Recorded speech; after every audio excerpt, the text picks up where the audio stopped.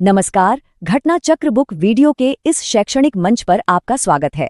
हमारा उद्देश्य है ज्ञान को सरल, स्पष्ट और सुलभ रूप में आप तक पहुंचाना। आइए आरंभ करते हैं अध्ययन और सफलता की इस यात्रा को। कभी सोचा है कि पौधे जो एक ही जगह पे खड़े रहते हैं वो अपने अंदर बढ़ने और फल पकाने जैसे इतने मुश्किल काम आखिर करते कैसे हैं? ये किसी रहस्य से कम तो नहीं लगता है ना? चलिए एक ऐसे सवाल से शुरू करते हैं जो हम सबने कभी ना कभी जरूर देखा होगा। एक कच्चा, हरा और एकदम सख्त फल आखिर कैसे पककर इतना मुलायम, मीठा और रंगीन बन जाता है? इसके पीछे की कहानी क्या है? तो देखिए, इस सवाल का जवाब छिपा है पौधे के अंदर ही मौजूद एक कमाल के कम्युनिकेशन नेटवर्क में। ये एक पूरा कंट्रोल सिस्टम है जिसे कुछ अदृश्य संदेशवाहक यानी इनविजिबल मैसेंजर्स चलाते हैं।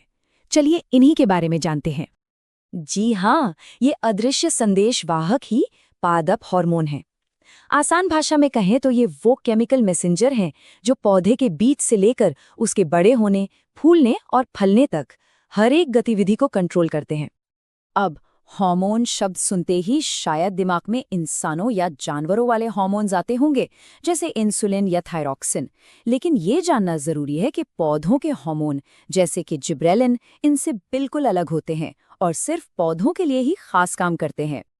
इन पादप हार्मोनों को समझने का एक बहुत ही आसान तरीका है।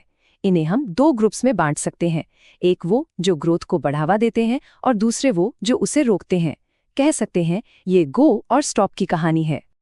इसको ऐसे भी सोच सकते हैं कि यहाँ दो टीमें काम कर रही हैं। एक है टीम ग्रो जो पौधे को कहती है बढ़ो, लंबे हो, फलो फूलो, और दूसरी है टीम स्लो जो ग्रोथ को धीमा करती है या फिर मुश्किल हालात में पौधे को जिंदा रहने में मदद करती है। तो इस टीम ग्रो में कौन कौन से खिलाड़ी हैं? इसमें मेन प्लेयर्स हैं ऑक्सिन, जिब्रेलिन और साइटोकाइनिन। ये तीनों मिलकर पौधे की ग्रोथ को आगे बढ़ाने का काम करते हैं। अब जैसे एक जिब्रेलिन का एक कमाल का काम है बौने पौधों की लंबाई बढ़ाना। सोचकर देखिए, बस एक केमिकल कमांड से पौधे का पूरा स्ट्रक्चर बदला जा सकता है।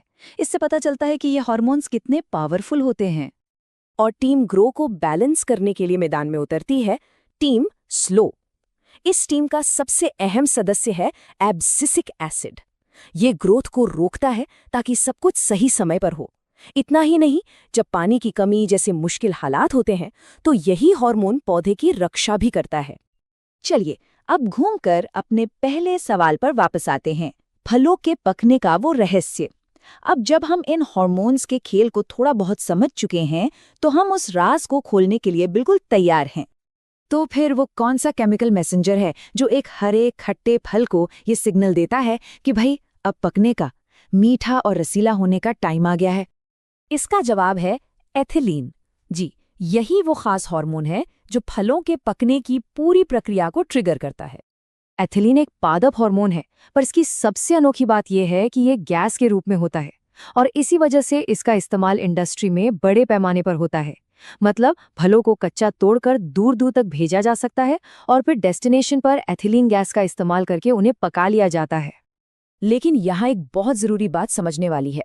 फलों को आर्टिफिशियली पकाने के लिए इस्तेमाल होने वाले सारे केमिकल एक जैसे नहीं होते और ना ही एक जितने सुरक्षित होते हैं। इस फर्क को समझना बहुत जरूरी है।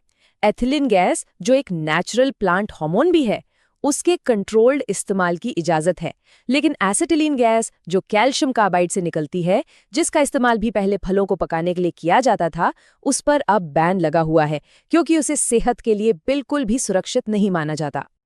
तो अब ये जानने के बाद कि एक फल के कच्चे से पकने तक के सफर के पीछे कितने सारे सीक्रेट कमांड्स और केमिकल मैसेज छिपे होते हैं, क्या ये बात हमारे खाने की प्लेट में रखे फल को देखने का नजरिया थोड़ा बदल देती है?